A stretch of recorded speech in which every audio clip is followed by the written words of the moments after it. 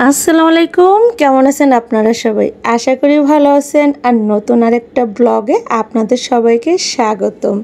তো আজকে আপনাদেরকে আমি একটা অন্য ধরনের জিনিস বলতে যাচ্ছি, তো সাথেই থাকবেন। তিলে মাথায় তেল যে কিভাবে সবাই দেয় সেই গল্পটাই আজকে আমি শেয়ার করব আপনাদের মাঝে। তো আপনারা যদি না দেখেন তাহলে তো মিস করে যাবেন, তাই না? তো পুরো ভিডিওটার সাথেই থাকবেন। আসলে সবাই যে বলে যে তেলে মাথায় তেল সবাই দেয়, আসলে কথাটা কিন্তু ঠিক। এতদিন বিশ্বাস করতাম না, জানেন তো। বাবা বারবার বলেছে, বারবার বলতো যে তোরা এত বিশ্বাস কাউকে করিস না, এত সবাইকে দিস না, নিজেরটা খেয়াল নিস। হ্যাঁ, দিতে হবে, তবে লিমিট মতো। কিন্তু বিশ্বাস করেন, আব্বুর কতটা গুরুত্ব দিতাম না। বলতাম যে আব্বু যা বলে বলুক, অত আবার পাষাণ হওয়া যায় নাকি। কিন্তু বাবা মারা যাওয়ার পরে বুঝলাম মাথার উপর থেকে ছাদ চলে যা এতটা কষ্টে। যাদের সংসার আমার বাবার টাকা ছাড়া চলতো না, বিশ্বাস করেন আমি চোখের সামনে দেখেছি তাদের পল্টি নিতে। যাদের বাজার আমার বাবার টাকা ছাড়া চলতো না, বিশ্বাস করেন আমি দেখেছি আমার বাবা মারা যাওয়ার পরে তারা দেখতে পর্যন্ত আসে। বিশ্বাস করেন আমার বাবা না দিলে যাদের খাবার জুটতো না, আমার বাবা মারা যাওয়ার পর দেখছি তারা কতটা পোল্ট্রিবাজ, তারা কত। বিশ্বাস করেন যাদের বাজার, যাদের অন্ন আমার বাবা ছাড়া চলতো না, তারা আমার বাবা মারা যাওয়ার পর একটা ঘুরলি দেখতেও আসেনি। বিশ্বাস করেন এত মানুষ কিভাবে পাল্টি নেই এটা আমার জানতাম না, মানে জানা ছিল না। তবে এখন বুঝেছি মানুষ কেমন, মানুষ কেমন হতে পারে, মানুষের কথার ভিতর লুকিয়ে থাকে কি, এটা এখন বুঝতে পেরেছি। বাবা মারা যাওয়ার পর কেউ খোঁজও নিতে আসেনি। দুর্ভাগ্যবশত রোজার মাসে আমার বাবা মারা গেছে। তা না হলে যেদিন আমার আব্বু মারা গেছে তার পরের দিনই মানে কি বলবো, আমাদের রান্না করে খাওয়া লাগতো। রোজার মাস ছিল বিধায় বাচ্চাদের নিয়ে কোনো টেনশন ছিল না রান্না বান্নার। বিশ্বাস করেন আল্লাহ যা করে ভালোর জন্য করে। রোজার মাস যদি না থাকতো আমাদের মন মানসিকতাও ভালো ছিল না, তাহলে আমাদের এর পরের দিনই রান্না করে খাওয়া লাগতো। কেউ একটাবার এসে খোঁজ নিনি যে ওরা কি খাচ্ছে, কেউ একটাবার এসে বলিনি মনি আয় তোদের একটু খাইয়ে দিই, মনি আয় তোদের আমি একটু মাথায় হাত বুলিয়ে দিই। বিশ্বাস করেন এই কথাটা বলার কেউ ছিল না, মাথার উপর হাত দেওয়ার কেউ ছিল না। হ্যাঁ, মোটে যে কেউ করিনি তা কিন্তু না, করেছে দুই একজন আমাদের পাশে এসে দাঁড়িয়েছে।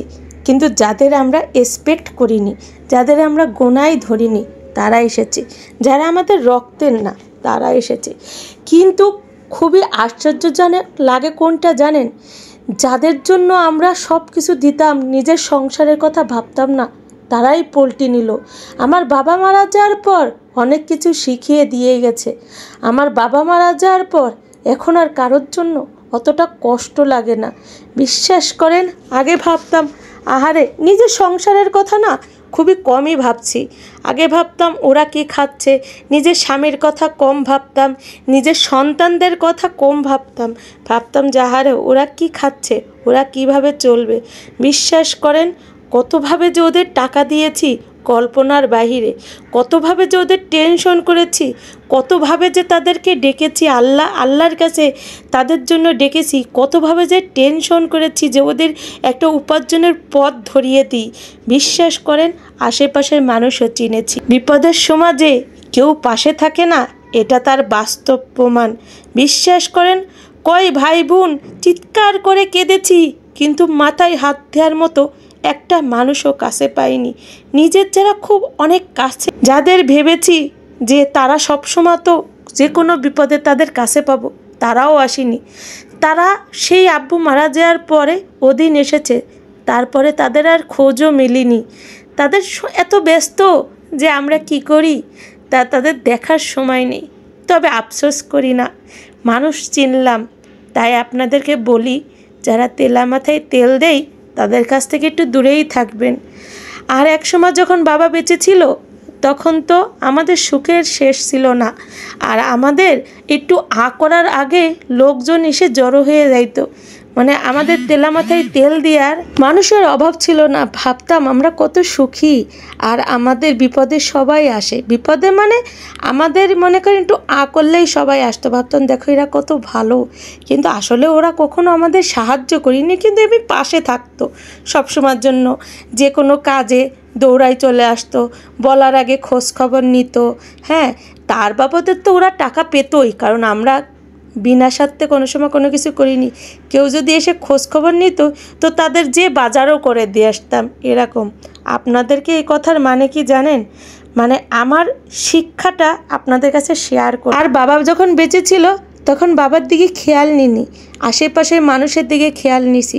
বাবা তো আসেই, তাই তো চাচাদের ফুপুদের যে যেখানে আসে সবার দিকে, সবার বাড়ি ঘুরে ঘুরে বেড়াতাম আর সবার দিকে খেয়াল নিতাম, তবে আমার বাবার দিকে খেয়াল নিতাম না। এটাই মস্ত বড় ভুল।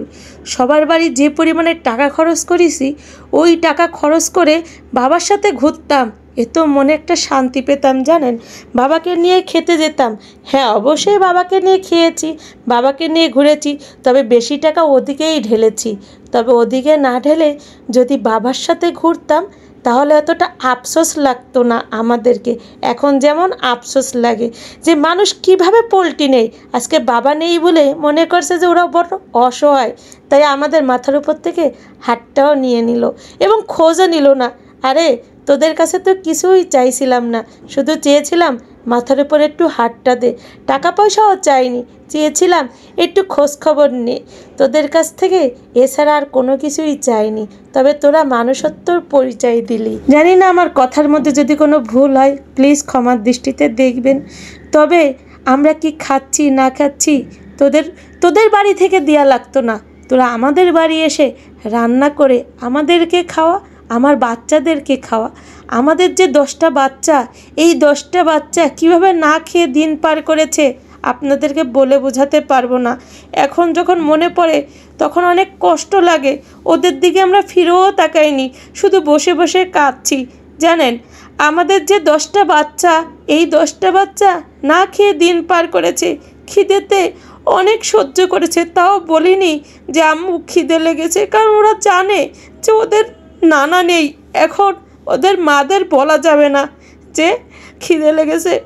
যখন ওদের শুধু ডিম ভেজে ভাত দেওয়া হয়েছে, ওরা জানেন কিছুই বলিনি, শুধু চুপচাপ চোখ বন্ধ করে খাইছে, আর চোখ থেকে পানি পড়ছে। দেখছি যে ওদের চোখ থেকে পানি পড়তেছে, কিন্তু আমাদের মন মানসিকতা এত খারাপ ছিল যে ওদের কিছুই বলিনি। যাবো খেতে পারতিস না, আচ্ছা রান্না করে দিই, এটা বলার মন মানসিকতা আমাদের ছিল না। শুধু বলেছি যে আব্বা কষ্ট হচ্ছে। ওরা চোখ থেকে পানি ফেলায় আর বলে না আম্মু কষ্ট হচ্ছে না, এটাই মজা। এমনও দিন গেছে ওরা ঝাল দিয়ে ভাত খাইছে, তাও আমার বাচ্চারা কোনো কথা বলিনি। যাই হোক, তো আজকে আমার শিক্ষাটা আপনাদের সাথে শেয়ার করলাম। আপনারা সবাই তেলা মাথায় যারা তেল দেয় আর মানুষের কাছ থেকে দূরেই থাকবেন, কারণ এরা জানেন শুধু আপনার স্বার্থেই কাছে আসবে, কিন্তু আপনার যখন বিপদে এরা থুয়ে চলে যাবে। যাই হোক, ভালো লাগলে প্লিজ কমেন্ট শেয়ার লাইক দিয়ে পাশে থাকবেন।